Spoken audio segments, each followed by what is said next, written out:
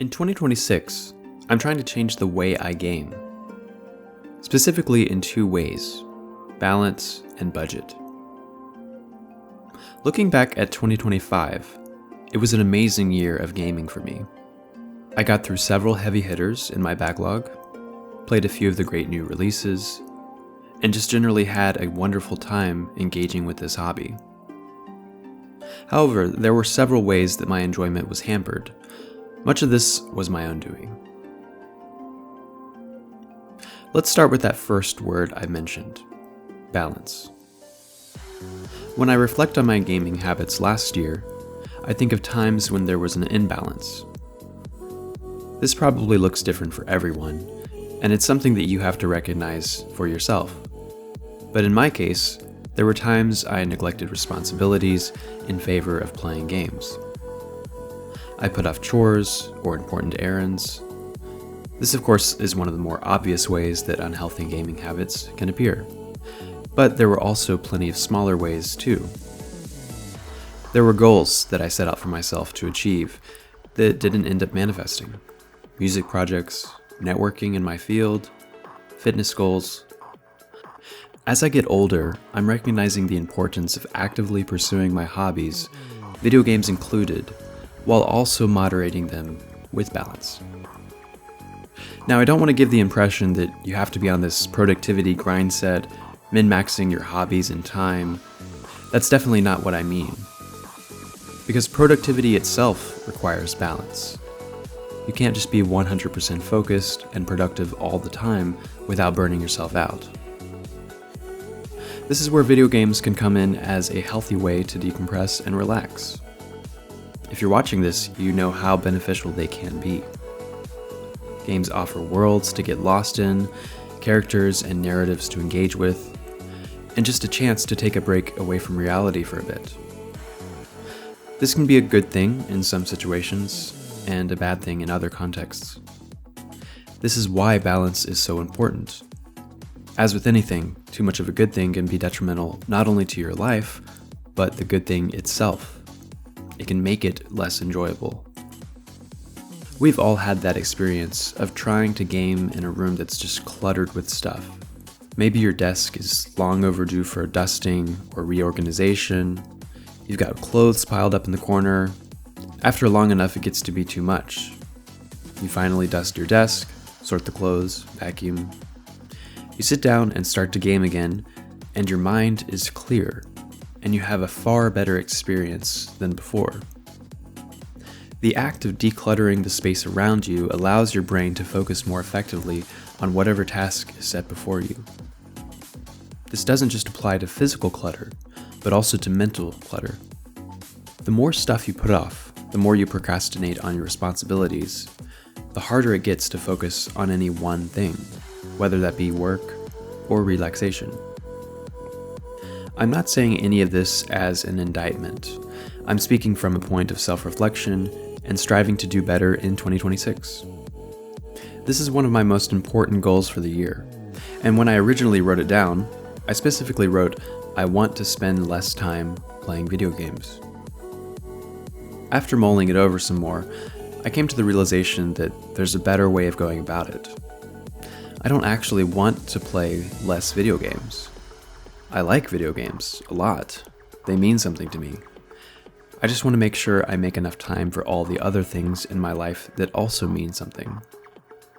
Responsibilities that, by completing, allow myself and those I care about to live a better life. Other hobbies that I want to invest in. Music, drawing, reading. I also want to make the time I spend playing games higher quality, rather than just playing a high quantity of games. Because let's be honest, playing more games doesn't always mean having more fun with those games. This is something I'm coming to terms with as I get older. While I might have been able to spend literally all day playing a game back in middle and high school, Skyrim was that game for me. Nowadays, I find for most games, 3 hours in is about the max I can spend in one sitting. I need other things to happen. I need variety in my day. And sometimes I've had more fun with little 30-minute sessions in a game than the multi-hour ones. Of course, every now and then, a game releases that I have to know life for a couple days. The last game that I did this with was Tears of the Kingdom back in 2023. It just so happened to release the day after I finished my first year of my master's degree, and as basically my most hyped game ever at that point, I treated it as a reward.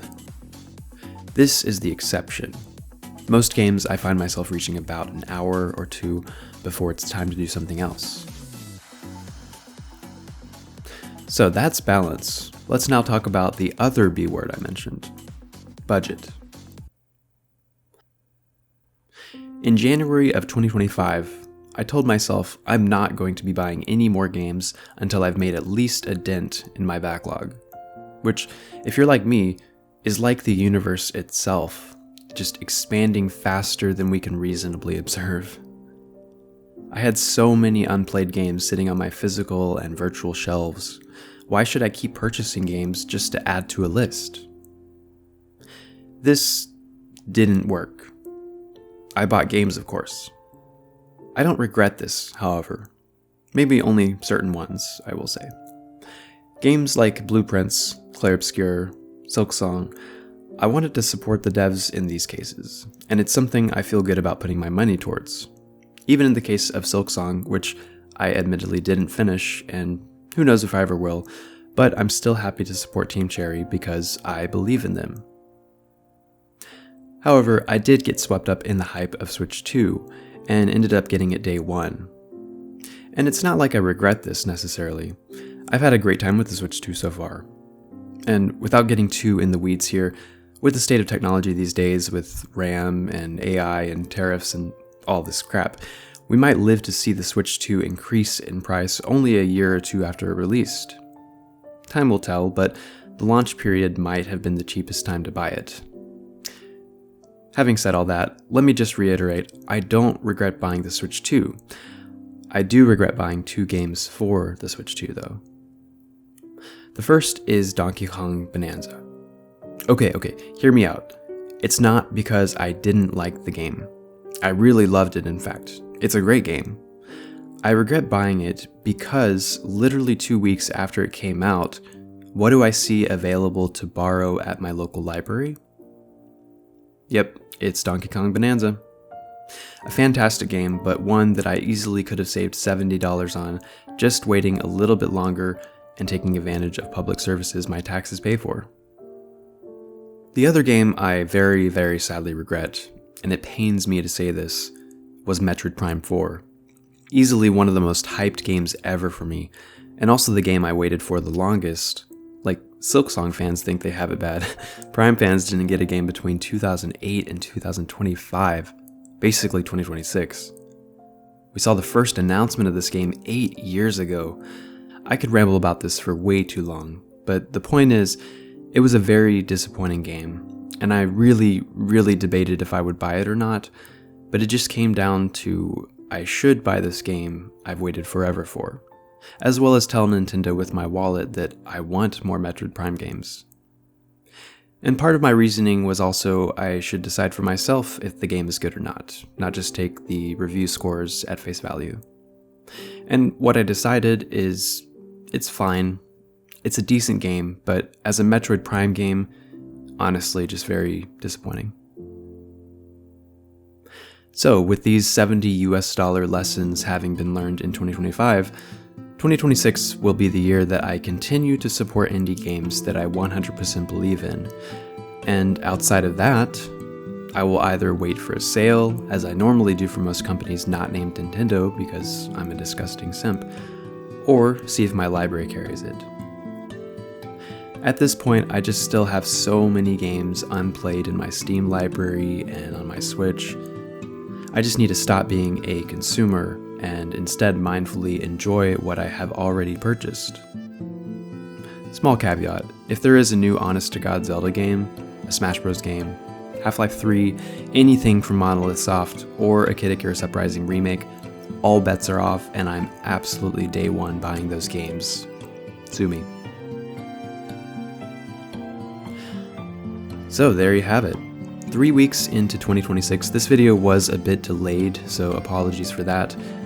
I wanted to release something like this the week of or even before Christmas, but I got a bit caught up with work and traveling to see my family, and then just hitting the new year running.